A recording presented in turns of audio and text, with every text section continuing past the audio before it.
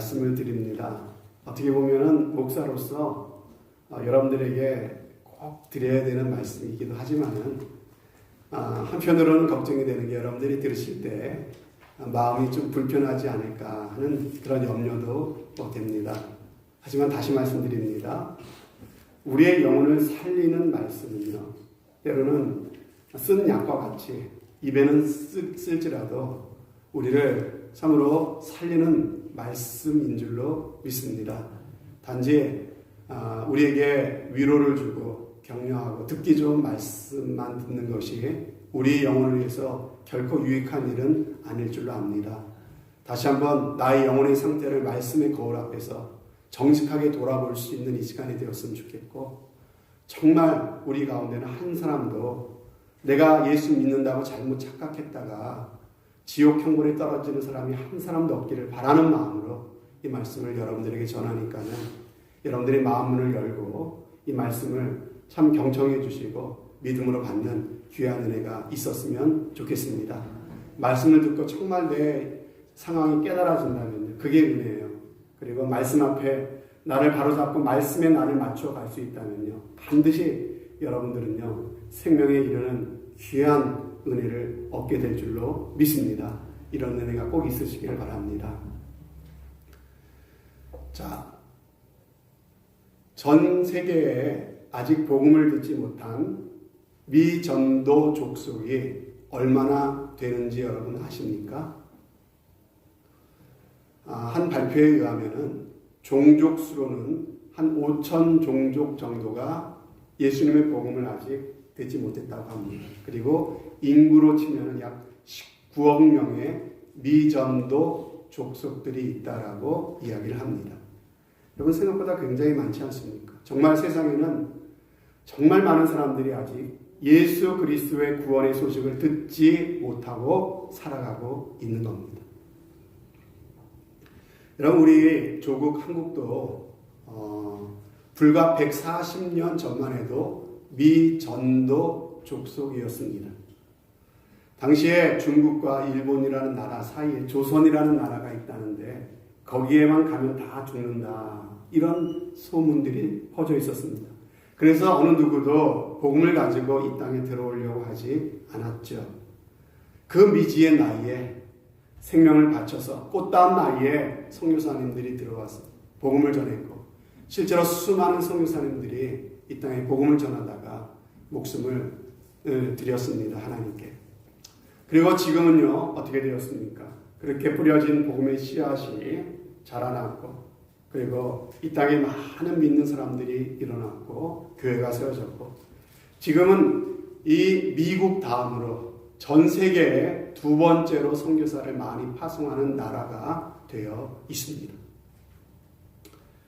그런데 여전히 이 땅에는 예수님이 오신 지 2000년이나 훨씬 지나가고 있는데 아직도 지금까지도 예수님이 누구신지조차 듣지 못하고 살아가고 있는 사람들이 그렇게도 많이 있다는 사실은요, 너무나도 안타까운 일이 아닐 수가 없습니다. 그러나 여러분, 제가 지금 선교에 대해서 이야기를 드리려고 하는 것이 아니라 한편으로 등잔 밑이 없다고 그러지 않습니까? 여러분, 우리의 시각을 돌려서 한번 우리가 신앙생활하고 있는 교회 안을 한번 보았으면 좋겠습니다. 여러분, 교회 안은 어떻습니까? 교회 안에는 아직도 예수님을 모르는 사람이 없습니까? 20세기 최고의 복음 전도자라고 불리는 사람, 바로 빌리 그레함 목사님이죠. 이 빌리 그레함 목사님이 이런 고백을 했습니다. 나는 복음이 교회 밖에 있는 사람들에게만 필요한 줄 알았습니다. 그런데 이제 와서 보니 잃어버린 사람들, 복음을 필요로 하는 사람들이 바로 교회 안에도 많이 있다는 사실입니다. 여러분, 빌리 그레함 목사님의 고백이에요. 여러분, 이 고백이 틀린 진단일까요? 그렇지 않다고 저도 봅니다. 여러분, 교회 안에 아직 복음을 모르는 사람들, 아직 믿음이 없는 불신자들이 있는 이유, 예수님에 관해서 들어보지 못했기 때문은 아닐 겁니다. 이들은 이미 수많은 예배 오고 있을 겁니다. 그러나 그들은 여전히 불신자로 남아 있습니다. 복음을 들었을지라도 여전히 예수님을 내 삶의 주인으로 모셔드리기를 주저하고 있는 사람들. 그렇다고 해서 교회를 떠나지도 않고 어중간한 자리에 머물러 있는 사람들이 여전히 교회 안에는 있다라고 하는 것입니다. 자, 그런 의미에서 교회 안에는 두 부류의 미전도 종족이 있다라고 할 수가 있겠습니다. 첫째는 예수 그리스도에 대해서 지식적으로만 알 뿐 아직 한 번도 회개해 본 적이 없는 사람들, 한 번도 예수 그리스도를 진정으로 믿어본 적이 없는 사람들이 교회 안에 존재합니다. 그리고 두 번째 부류는 한때 진짜로 믿어본 적이 있지만 이제는 더 이상 주님을 따르지 않는 사람들, 차갑게 식어져 있는 사람들, 바로 이 두 부류가 교회 안에 존재할 수 있다는 것입니다. 자, 먼저는 첫 번째 부류. 교회를 다니면서 예수님에 대해서 많이 들어서 알고는 있지만 한 번도 진실로 회개한 적이 없는, 진실로 믿어본 적이 없는 사람들입니다. 이분들은 예수님에 대해 모르는 사람들이 아니라 그랬죠. 예수님이 바로 하나님의 아들이시고 죄인들을 구원하시기 위해서 이 땅에 오신 바로 하나님의 아들 제2위의 하나님이시란 사실까지도 알고 있습니다. 또 그분이 우리를 대신해서 나의 죄값을 치르기 위해서 십자가를 지셨다는 사실, 그리고 죽으셨을 뿐만 아니라 부활하셨고 그분을 믿는 사람들은 죄사함 받고 구원을 얻는 사실까지도 알고 있습니다. 쉽게 말해 예수님에 대해서, 예수님에 관해서 알고 있습니다. 그러나 그 예수님을 정작 한 번도 자신의 삶의 주님으로 영접해 본 적이 없는 사람들이 교회 안에 존재한다는 것입니다. 여러분, 안다라고 하는 게 뭡니까? 주님을 안다고 그랬는데 안다는 게 뭡니까? 누군가를 지식적으로 안다는 것과 인격적으로 안다는 것은요, 전혀 다릅니다. 지식으로 아는 걸 가지고 인격적으로 아는 것과 이것을 혼돈하면 안 된다는 거죠. 여러분은 지금 미국의 대통령이 누군지 다 알고 계시죠? 그죠? 그 사람의 이름이 누군지, 그죠? 그리고 그가 어떻게 생겼는지, 그의 나이는 대략 얼마쯤 되는지, 그의 성격이나 성향은 어떤 사람인지, 여러분 대충 다 많이 들어서 알고 계십니다. 그런데 여러분이 지금 미국 대통령을 안다고 해가지고 여러분이 백악관에 들어가서 그분을 만날 수 있습니까? 실제로 대통령과 내가 아무런 관계가 없는 사람이기 때문이죠. 인격적으로 안다는 것은요, 어떤 실제적인 관계를 동반하는 것입니다. 내가 누군가를 안다고 할 때 그 사람을 만날 수 있어야 되고요. 그 사람과 대화를 나눌 수 있어야 되고요. 실제적으로 삶에 개입할 수 있을 때 비로소 우리는 그 사람을 인격적으로 안다라고 할 수가 있는 겁니다. 그러나 교회 안의 불신자들은요, 주님을 이렇게 인격적으로 알아본 경험이 없습니다. 그러므로 구원받을 만한 믿음이 그 안에 존재하지도 않습니다. 그럼에도 불구하고 이분들은 주일이 되면 교회에 나오십니다. 헌금도 합니다. 또 봉사도 합니다. 그러나 그 속에는 예수의 생명이 없기 때문에 예배는 나와 앉아있지만 예배하는 기쁨이 뭔지는 잘 알지를 못합니다. 어쩔 수 없이 맡겨지니까 봉사도 하지만요, 기본적으로 봉사하는 것을 부담스러워합니다. 헌금도 드리지만 헌금을 기본적으로 아까워합니다. 이런 분들은 생명이 없으니까 무엇으로 살까요? 영이 거듭나지 않은 사람이기 때문에 이런 사람들은 육신으로 살아갈 수밖에 없습니다. 예배를 드리는 것도 영으로 예배를 드리라고 그랬는데 영으로 드리는 예배의 그 차원을 알 수가 없어요. 왜? 영이 살지 못했기 때문에. 그러니까 육신으로 예배를 드려요.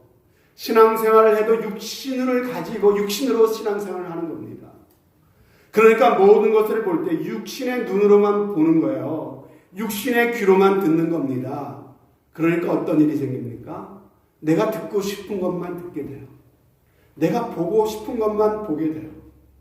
아무리 이렇게 강단에서 말씀을 이야기를 해도요, 온전한 진리를 알지 못합니다. 왜? 보고 싶은 것만 보니까, 듣고 싶은 것만 들으니까 그게 안 되는 거예요. 그러니 여러분 어떻게 됩니까? 내 육신과 내 마음이 원하는 대로 살아요. 그런 분들은요, 내 육신과 내 마음이 끌리는 대로 살면 어떻게 됩니까? 내 인간의 본성이 이끄는 대로 사는 결과는 결국 죄의 열매를 맺으며 살아갈 수밖에 없는 그러한 삶을 살아가게 된다는 것이에요. 여러분, 이런 모습으로 살았는데 그렇게 살다 죽으면 그 영혼이 어디에 가겠습니까? 천국에 갈 수 있겠습니까?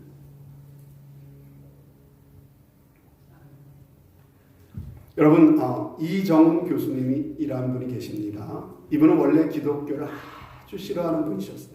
그래서 그분이 종자연이라고 하는, 종교자유정책연구원이라고 하는 단체를 만들었어요. 여기가 뭐 하는 데냐면요, 참 조직적으로, 정책적으로 기독교를 완전히 교회를 무너뜨리기 위해서 존재하는 단체였어요. 이 정도로 기독교를 싫어하고 교회를 무너뜨리는 앞장을 섰던 사람이 바로 이정훈 교수라는 분입니다. 근데 이분이 사도 바울이 살아계신 주님을 만나고 완전히 그 인생이 180도로 바뀐 것처럼 이분의 삶에도 주님이 나타나셔서 그분의 삶을 변화시켜 주셨어요. 살아계신 주님을 인격적으로 뜨겁게 만났습니다. 그러면서 이분이 뭐라고 고백을 하냐면은, 예수님을 알기 전에는 세상이 다 삐뚤어지게 보였답니다. 때려잡을 것, 뜯어 고칠 것, 뒤집어 엎을 것, 끌어내릴 것만 눈에 보이더래요. 그런데 주님을 만나고 나니까 이게 다 모든 게 바뀌어지더라는 것입니다. 모든 게 다 아름답게 보이기 시작하더라는 것이죠. 모든 게 다 이렇게 감사하고 기쁘게 여겨지더라고 하는 것이에요. 들에 핀 그 꽃 한 송이만 봐도 그렇게 눈물이 나더랍니다. 지저귀는 새소리를 들어도 주님을 찬송하는 소리처럼 들리더랍니다. 여러분, 주님을 뜨겁게 만난다는 것은 어떤 변화가 찾아오는 것입니다. 살아계신 주님을 만났는데 내 인생에, 내 삶에 아무런 변화도 없다. 물론 정도의 차이는 있겠지만 정말 아무런 변화도 없다. 이것은 다시 한번 돌아봐야 되는 것입니다. 복음은 우리의 삶을 근본적으로 변화시키는 능력입니다. 능력이에요. 아무런 능력이 없는 것이 아니라 우리를 변화시킬 수 있는 하나님의 능력이 바로 복음입니다. 우리의 보는 눈을 바꿔요. 우리의 말을 바꿔요. 우리의 생각을 바꿉니다. 우리의 삶을 변화시키는 능력이 바로 이 복음 안에 있습니다. 이 복음이 하나님의 능력이기 때문에 로마서 1장 16절에 그래서 말씀하시죠. 내가 복음을 부끄러워 아니하노니 이 복음은 모든 믿는 자에게 구원을 주시는 하나님의 능력이 됩니다. 여러분, 이 복음을 만난 사람을 변화시킵니다. 그의 삶은 주님을 바라보게 돼 있어요. 세상에 잠시 흔들릴 수도 있지만 결국은 주님을 바라보고 결국은 주님을 따라가게끔 되어 있습니다. 주님을 바로 만난 사람이라면. 그것이 바로 복음의 능력이에요. 구원을 주시는 하나님의 능력이기 때문에 그렇습니다. 중요한 것은 내가 정말로 믿는가라고 하는 것이죠. 아직 믿지 않는 분들에게 예수님 한번 제대로 믿어보시라고 권면 드릴 때가 있습니다.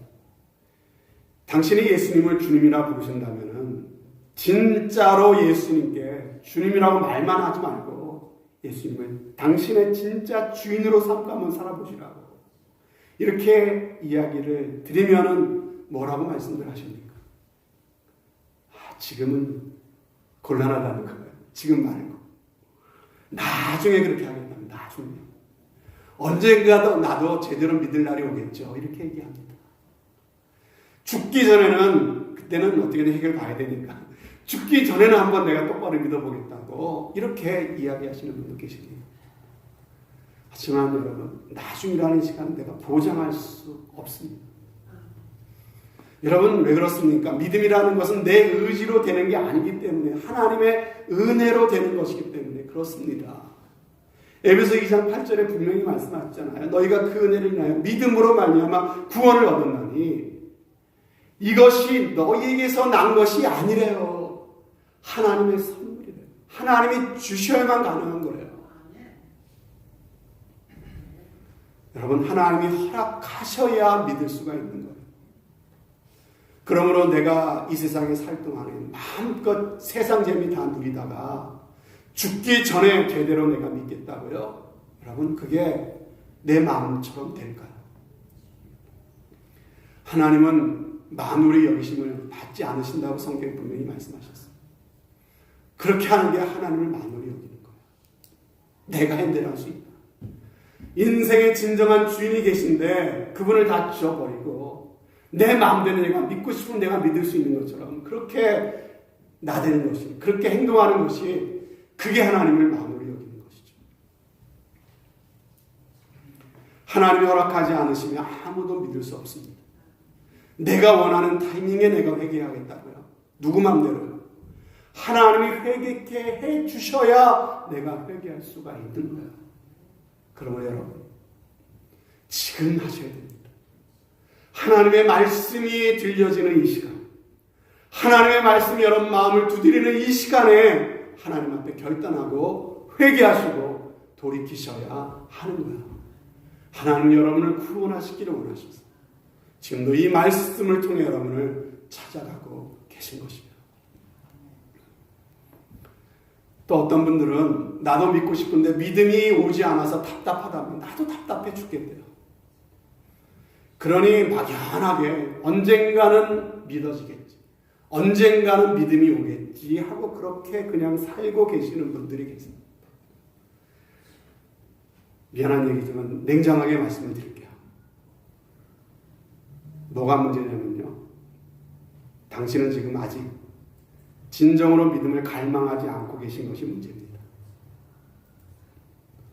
정말로 원한다면, 정말로 갈망한다면 그냥 그렇게 있을 수가 없다니까요.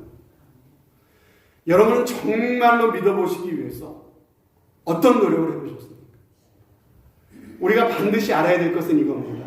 우리가 진정 주님을 믿고 싶고 은혜를 받고자 하는 마음이 있으면요, 그 사람은 된 거예요. 여러분.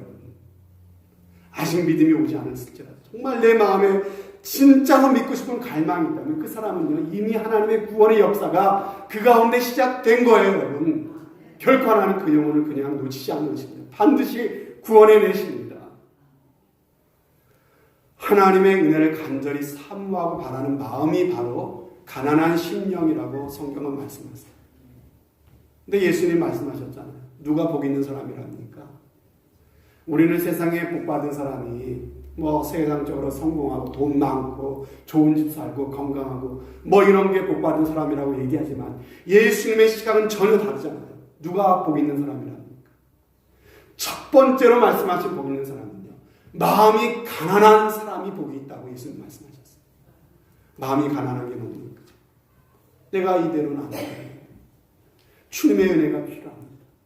나에게 진정한 구원이 필요합니다. 나도 살아계신 주님을 만나고 내 인생이 변화되기를 원합니다. 그렇지 않고는 나의 삶에 소망이 없습니다. 이런 마음으로, 간절한 마음으로 주님 앞에 나오는 것, 이것이 바로 가난한 심령 아니겠습니까? 그런 사람들에게 천국이 바로 그들의 것이다. 주님께서 그렇게 말씀하고 계신 거예요. 나는 간절히 사모하는데 하나님은 결코 그런 영혼을 빈손으로 돌려보내시는 법이 없다고 하는 것이죠. 그러므로 분명히 말씀드립니다. 믿음이 오지 않는다는 것은요, 내가 아직 간절해 보지를 않은 것입니다. 믿음이 오지 않는 것은 다시 말해서 내가 아직 교만한 거예요. 주님 없어도 살만한 거예요. 주님의 은혜가 아니어도 괜찮은 거예요, 여러분. 그게 바로 성경이 말하는 교만입니다. 아직도 내 안에 주인 노릇하고 있는 내가 가득해서 아직도 내가 그 주인을 바꾸고 싶지를 않은 겁니다. 지난 시간에 말씀드리지 않았습니까? 우리가 구원을 얻고 거듭난 천국 백성이 되었다면 반드시 그 증거가 나타나게 되어 있습니다. 이처럼 구원받은 증거가 있는 거듭난 성도가 되기 위해서는 좁은 문, 좁은 길로 가야 되는데 그 좁은 문, 좁은 길은 바로 회개라고 하는 문입니다. 회개의 문을 통과해야 돼요. 참된 회개라고 하는 것은 무엇입니까? 넓은 문, 넓은 길은요, 자기의 본능이 이끄는 대로 사는 게 넓은 길, 넓은 문으로 가는 거예요. 회개의 본질이 무엇이냐면요, 내 본능대로 살아가는, 내가 내 인생의 주인 노릇하는 것이 바로 죄의 근원임을 깨닫고 내 삶의 주인 자리에서 내가 내려오는 것, 바로 이것이 회개의 본질입니다. 그냥 막연하게 언젠가 믿음이 오겠지 기다리고 있는 것이 아니에요. 여러분, 어서 속히 회개하시고 참된 믿음의 길로 들어오시기를 바랍니다. 고린도후서 6장에 말씀하셨죠. 보라, 지금은 은혜 받을 만한데요. 보라, 지금은 구원의 날이로다. 사랑하는 여러분, 오늘 선포되는 이 말씀 앞에 조금이라도 여러분 마음이 걸리신다면 복음 앞에 정직하게 나를 돌아보시고 정말 바로 예수 믿으셔야 됩니다. 우리는 거듭나지 않으면 절대로 하나님 나라를 볼 수 없어요. 하나님 나라에 들어갈 수도 없어요. 그러므로 거듭난 사람만이 하나님께 진정한 예배를 드릴 수 있고요. 거듭난 사람만이 진심으로 하나님을 기쁘게 섬길 수 있고요. 거듭난 사람만이 하나님과 이 땅에서 동행하는, 그 어디나 하늘나라 찬송하는 그러한 삶을 살아갈 수가 있습니다. 거듭나는 것은 육의 일이 아니라 영에 속한 일이라고 주님 분명히 말씀하셨어요. 내가 이해된다고 동의한다고 되어지는 것이 아니란 말이에요. 열심히 배우고 연구해서 될 수 있는 일도 아니라는 거예요. 주님이 나에게 은혜를 주셔야 돼요. 믿어져야 되는 거예요. 믿음은 말씀을 들을 때 생겨나는 것입니다. 말씀을 집중해서 들어야 되는 거예요. 믿음은 하나님을 간절히 찾고 기도할 때 하나님이 내게 주시는 것입니다. 믿음은 성령님이 내 가운데 오셔야 내 마음 가운데 믿음의 역사가 나타나는 거예요. 구하고 찾고 두드리는 자에게 성령님이 오셔서 나로 하여금 믿어지는 역사를 이루어 주시겠다고 하나님이 약속하셨습니다. 교회 안에서 많이들 착각하시는 것이 이것입니다. 세례를 받아 교인이 되고 예배 참석 잘하고 봉사에도 참여하면서 교인의 의무를 다하는 것, 그것이 구원받은 증거라고 착각하시는데, 여러분 그렇게 믿지 말자고 제가 지난 시간에 말씀드렸잖아요. 성경은 아무리 봐도 그렇게 말씀하시는 것 같지 않은데, 그렇게 믿었다가 나중에 주님이 내가 너를 모른다 그러면 어떻게 해요, 여러분? 그러니까 우리는 좀 더 엄격하게 믿자고요. 안전하게. 이대로 가면 나는 천국에 당연히 들어갈 거라고, 구원을 의심하지 말라고 그렇게 교회에서 그렇게 나에게 그렇게 가르쳤는지도 모르겠습니다. 저도 그런 뉘앙스로 여러분들이 말씀드린 적이 있었는지도 몰라요. 그러나 그것은 위험한 도박일 수 있습니다. 물론 구원 받았는지 못 받았는지 우리는 알 수 없어요. 그러나 확실한 증거가 나타날 정도로 확신을 가지고 우리가 신앙생활을 할 때 우리는 안전한 천국을 소망하는 그러한 안전한 신앙생활을 하게 된다는 것이죠. 여러분, 그냥 교회 잘 다니고 봉사, 교인의 의무를 다하는 것, 그래서 그 정도면 주변에서 예수 잘 믿는 사람이라고 인정해 준다고 그 인정 가지고 우리가 천국 가는 거 아닙니다. 정직하게 나를 돌아보십시다. 아무리 생각해봐도 내가 거듭났다고 하는 증거를 찾을 수 없는 경우가 있습니다. 그러니 여러분 속으면 안 되는 거예요. 누가 나를 인정해 준다 거기 속지 마시길 바랍니다. 내가 내 스스로 확증할 수 있어야 된다니까요. 이런 사람은 기본적으로 예배에 빠지지 않고 예배를 드리지만 예배를 제대로 드린 적이 없어요. 기본적으로 예배를 지겨워합니다. 여러분 혹시 그렇지 않으세요? 예배 드리는 게 지겹지 않으세요? 또 예배야? 기도하자면 또 기도야? 거듭났다면 말이 그렇게 안 나올 것 같아요. 성령 안에서 예배 드리는 감격을 모르기 때문에 그래요. 영으로 예배 드리는 경험이 없기 때문에 그래요. 여러분 세상 돌아가는 이야기, 맛있는 거, 재미있는 거 얘기하라면요. 할 얘기가 많은 사람이 있습니다. 네, 그 얘기 그만하고 은혜 받은 이야기 좀 해보세요. 주님을 만난 이야기 좀 해보세요 하면 아무 할 말이 없으신 분들 계세요. 여러분, 내가 천국 백성 된 증거가 아직까지 없는 거예요. 나의 삶을 한번 살펴보세요. 말씀과 기도 가운데 매일매일 하나님의 뜻을 알려고 하십니까? 그리고 하나님의 뜻이 나에게 알려질 때 그 말씀에 순종해 살아보려고 하는 그러한 노력이 여러분 가운데 있으십니까? 만약에 그런 것이 나의 삶 가운데 전혀 없다면 나는 거듭나지 못한 그냥 종교 생활을 하고 있는 거예요.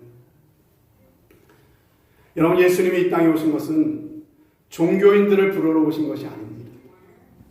잃어버린 양들을 부르셔서 당신의 자녀가 되게 하시고 영원한 삶, 풍성한 삶을 주시기 위해서 예수님이 오셨습니다. 여러분 오늘 누가 그 예수님 믿어서 하나님의 자녀가 되시고 영원한 삶, 풍성한 삶을 얻으시겠습니까? 사랑하는 여러분, 오늘 우리에게 주신 이 은혜의 날들을 그냥 보내지 마시고 속히 예수 믿어 구원받으시는 여러분들 꼭 되시기를 주님의 이름으로 축원드립니다. 자, 교회 안에 있는 두 번째 미전대 동조. 한때는 나 같은 죄인을 사랑하신 주님의 사랑이 정말 마음 가운데 감격스럽고 기쁘고 그 은혜를 찬양하고 노래했던 사람입니다. 근데 이제는 그 기쁨과 감격이 온데간데 없이 다 사라져버렸어요. 사나하게 식어버렸어요. 더 이상 회개하는 삶도 없고 주님을 따르고자 하는 순종도 없는 삶이 되어버렸어요. 여러분, 주님을 믿는데 주님의 말씀을 따르거나 순종하는 삶이 없다. 구원받은 증거가 없는 겁니다. 1859년 프랑스의 줄타기 고개사 찰스 브론딘이라는 사람이 나이아가라 폭포 위에 밧줄을 걸어놓고 외줄타기로 그 위를 이렇게 건넌 적이 있습니다. 자, 많은 사람들이 그 광경을 보고 있었죠. 긴 장대 하나를 의지하고 외줄 위에 올라서서 앞으로 걷기도 하고 뒤로 걷기도 하고 또 안대까지 꺼내서 안대까지 눈을 가리면서까지 그 외줄 위를 걸어가는 묘기를 보였습니다. 그리고 마지막 묘기를 앞두고 모여든 사람들을 향해서 이 고개사가 물었다고 그럽니다. 여러분, 이제 제가 제 등에 한 사람을 업고 이 외줄을 건너겠습니다. 여러분은 제가 일을 할 수 있다고 믿으십니까? 그랬습니다. 그러자 모여든 사람이 한 목소리로 말했습니다. 믿습니다. 그러자 고개사가 말했습니다. 자, 그렇다면은 제 등에 업혀줄 한 사람만 앞으로 나와주세요. 그럼 어떻게 되겠습니까? 아무도 나오지 않았죠. 다들 눈이 마주칠까봐 다 다른 쳐다보고 있는 겁니다.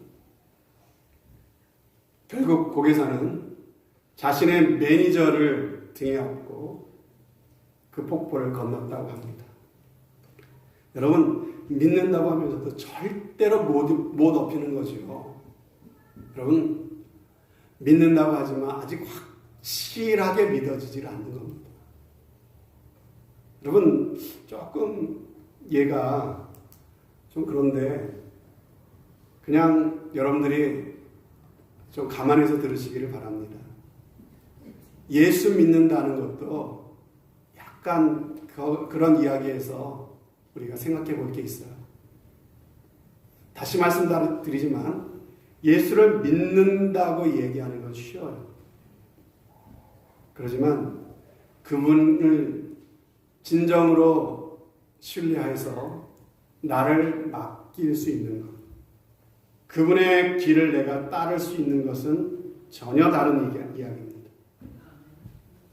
그러면 뭐가 진짜 믿는 걸까요? 믿는다고 말만 하고 따르지 않는 것이 믿는 걸까요? 아니면 별 말은 없지만 정말 주님이 사랑하신, 주님이 가신 그 길을 한 걸음이라도 따라가려고 애쓰고 노력하고 힘쓰며 살아가는 것이 믿는 걸까요? 그러므로 믿음과 순종을 함께 가는 것입니다. 믿는데 순종할 수 없다? 그건 안 믿는 겁니다. 안 믿는다고 여기세요, 여러분. 그게 안전해요. 믿는데 따르기가 부담스럽다? 부담스러워서 결국은 안 따르고 내 본능이 원하는 대로만 산다? 안 믿는 거예요. 예수 믿는다는 것은 주님께 내 삶을 드리고 내 생명을 드리는 겁니다. 신앙의 중간지대라는 없습니다. 차든지 덥든지 하라 그랬어요. 듣든 믿지 않는 것은 없는 거예요. 믿든지 믿지 않든지, 따르든지 따르지 않든지 둘 중에 하나뿐이에요. 그런데 우리는 어떻습니까? 너무나 많은 신앙의 스펙트럼을 만들어 놓고 있지는 않아요. 따르든지 따르지 않든지 둘 중에 하나인데 우리는 따르다가 안 따르기도 하고 따를까 말까 하기도 하고 따르다가 잠시 쉬고 있는 중이라고도 하고 온갖 이유들을 만들어내면서 어떻게 하면 좀 부담 없이 믿어볼까 갖은 그런 궁리를 하고 있지는 않습니까? 여러분, 그러다 보니까 교회 안에서도 신앙인이라고 하면 정말 교회 안에서 신앙인 가운데서 일어나서는 안 될 이상한 일들이 일어나는 이유가 바로 여기 있는 거 아니겠습니까? 그 사람들이 정말 예수님을 믿는 사람이냐고요? 정말 천국갈 백성이 맞냐고요, 여러분? 요즘 부산 지역에서 유튜브에 알고리즘에 떠갖고 요새 제가 좀 이렇게 봤습니다. 그랬더니 부산의 한 대형교회 목사님이 부교역자들을 굉장히 막 소위 말해서 험한 욕설, 그냥 보통 사람이 할 수 있는 보통 수준의 욕이 아닙니다. 심한 욕설을 막 하면서 부교역자를 많이 나무라는 거예요. 상습적으로. 그래서 누가 그것을 녹음을 해갖고 터뜨렸습니다. 그게 공개가 되니까요, 화제가 됐죠. 이분은 한국교회 대표적인 부흥사 중에 한 사람이에요. 그리고 지금 고신교단의 부총회장이에요. 다음에 총회장이 될 사람입니다. 근데 욕설 파문이 일어나니까는요, 급하게 이분이 교단 부총회장직을 내려놨고요. 급기야 교회 담임 목사직까지 내려놓게 되었습니다. 근데 뭔가 좀 이상했어요. 제대로 된 해명이나 사과도 하지 않고 왜 이렇게 빨리 사임을 했지? 하고 사람들이 이유를 알아보니까요, 더 기가 막힌 이유를 발견하게 되었습니다. 이 목사님이 간음죄를 저지른 정황이 포착이 된 겁니다. 그래서 조사가 들어갔고 서둘러 교회 당회 측은 담임 목사를 사임시키는 것으로 결정하게 되었다고 하는 것입니다. 여러분, 어떻게 이런 일이 일어날까요? 우리의 상식으로 이해할 수 없는 일들이 교회 안에서 일어나고 있어요. 여러분들도 많이 알고 계시지 않습니까? 그런 얘기 많이 들으셨잖아요. 또 어떤 교회는 새벽 기도회를 수십 년 동안 단 한 번도 빠진 적이 없는 장로님이 재정부를 맡아서 수년간 재정부의를 보면서 교회 재정을 횡령하셨다는 이야기를 들었습니다. 근데 더 기가 막힌 것은 그 재정부원들이 다 짜고 갯돈 나눠 타듯이 돈을 나눠 가졌다고 하는 거예요. 여러분, 어떻게 그런 일이 가능하죠? 정말 온갖 이야기를 우리는 다 들을 수가 있어요. 여러분, 이분들이 하나님을 몰라서 그랬을까요? 새벽 예배 안 빠졌다니까요. 충성을 인정받아서 재정부까지 들어갔다니까요. 강단에 서서 거룩을 외쳤다니까요. 그런데 그의 삶을 들여다보니까 뭐가 없어요? 회개가 없어요. 회개가. 순종이 없어요. 예수님의 주권에 자신을 드리는 삶이 없는 거예요. 이만하면 신앙생활 괜찮은 거 아니에요. 이만하면 천국에 가겠지. 스스로 기만 속에 속아서 살아가고 있는 사람들이 우리 안에는 과연 없느냐라고 하는 거예요. 여러분, 들키지 않으면 괜찮은 걸까요? 아니요. 결국 모든 것은 드러나게 되어 있습니다. 둘 중에 하나예요. 이 땅에서 꼬리가 잡혀서 드러나게 되든지, 아니면 하나님의 심판대 앞에서 드러나게 되든지. 이 땅에서 꼬리 잡히면 그나마 다행이에요. 회개할 기회라도 있으니까. 나중에 심판대 앞에서 드러나게 되면 그때는 어떡하냐고. 여러분, 회개라는 것이 뭔지 아십니까? 내가 죄인임을 고백하고 예수와 함께 십자가에 못 박혀 죽기로 결단하는 것입니다. 십자가의 능력이 우리로 하여금 죄를 이길 수 있는 능력을 주시는 줄로 믿습니다. 여러분, 우리가 분명히 기억해야 될 것은, 우리가 멸망받는 것이 내가 죄를 많이 지어서 멸망하는 것이 아니에요. 회개하지 않아서 멸망하는 것입니다. 돌이키지 않아서 멸망하는 거예요. 하나님은 누구도 멸망하지 않고 영생에 이르기를 원하고 계세요.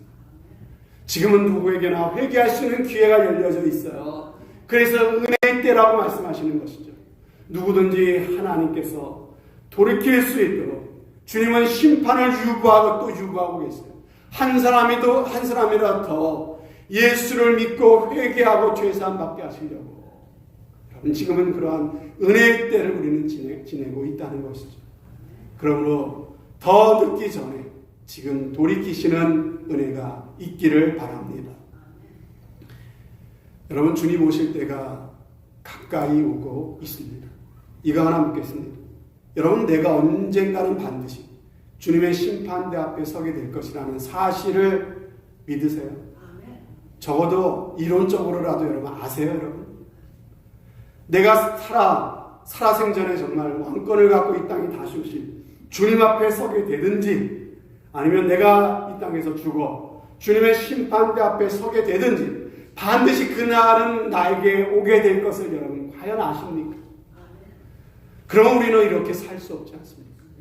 이렇게 살다가도 돌이켜야 되지 않겠습니까? 이제 주님 앞에 서게 될 날이 다가오고 있는데 속히 예수 믿으시기를 바랍니다. 믿고 있다고 생각하는 그 가짜 신앙이라면, 그러한 신앙에서 이제는 벗어나서서 진짜 믿음으로 예수 그리스도를 믿는 여러분들 꼭 되시기를 바랍니다. 여러분, 누가 우리를 죄와 저주에서 건져낼 수 있겠습니까? 누가 우리를 종교의 사슬에서 건져낼 수가 있겠습니까? 오직 예수 그리스도만이 가능하십니다. 내가 노력한다고 되는 게 아니라 예수님만. 그러므로 예수님의 이름을 부르시길 바랍니다. 예수님만을 의지하시길 바랍니다. 소경 바디메오는 제자들이 좀 조용히 하라고 나무래도 다윗의 자손 예수여 나를 불쌍히 여겨 주십시오 더욱 소리를 높여 불렀던 것처럼 주님의 이름을 부르시기를 바랍니다. 혈루증을 앓던 여인이 그 부정한 몸으로 군중사회에 해치고 해쳐서 예수님의 옷자락을 붙잡았던 것처럼 여러분 가만히 계시지 마시고 간절히 예수님을 찾고 그분의 옷자락이라도 붙잡으시는 여러분들 되시기를 바랍니다. 개들이라도 주인의 상에서 떨어지는 부스러기를 주워 먹는 주여 부스러기라도 줬사오니 내게 은혜를 베풀어 주소서라고 했던 수로보니게의 여인과 같은 간절한 마음으로 주님 앞에 나오시기를 바랍니다. 귀신 들린 아들을 데리고 나오는 아버지처럼 주여 내가 믿나이다 나의 믿음 없는 것을 도와주소서, 이런 부르짖음으로 주여 내가 믿나이다 나의 믿음 없는 것을 도와주소서 주님 앞에 그렇게 부르짖는 여러분들 되시기를 바랍니다. 그럼 하나님께서 결코 여러분을 외면하지 않으시고 반드시 하나님의 능력으로 여러분을 붙잡으시고 죄에서, 저주에서 구원해 내실 줄로 믿습니다.